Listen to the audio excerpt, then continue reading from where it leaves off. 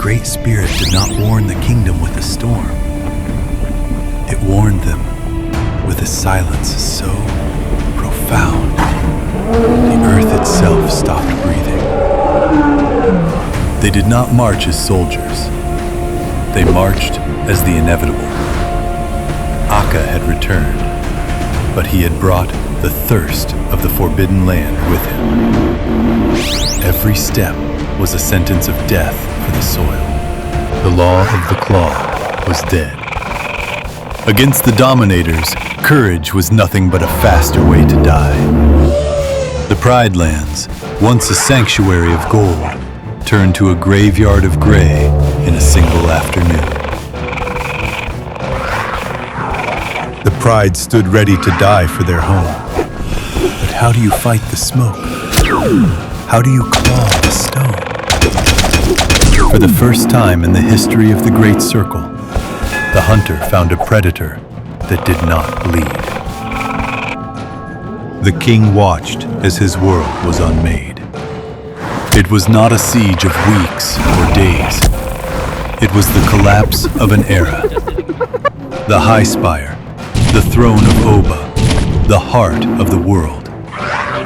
It fell not to a roar, but to a shadow.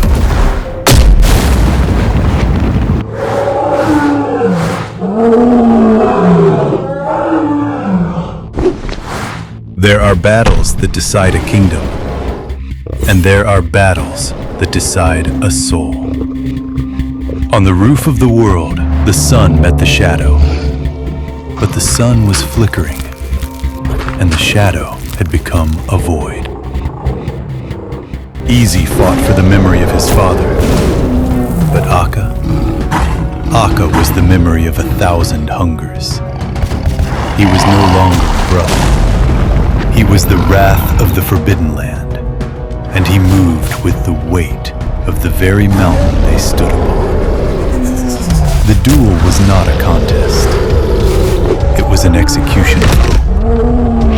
The king's spirit was strong, but his flesh was mortal.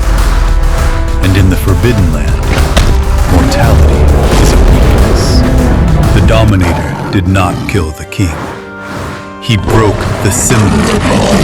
He stood over the brother who had once offered him mercy, and showed him that in the new world, mercy had been burnt to ash. The sun did not set on Aafa-Rokka that day. It was executed. The Great Circle was not broken. It was forged into a collar. The king remained, but the kingdom was gone. Ease was left to witness the silence he had tried to prevent. A brother's love had become a prisoner's death.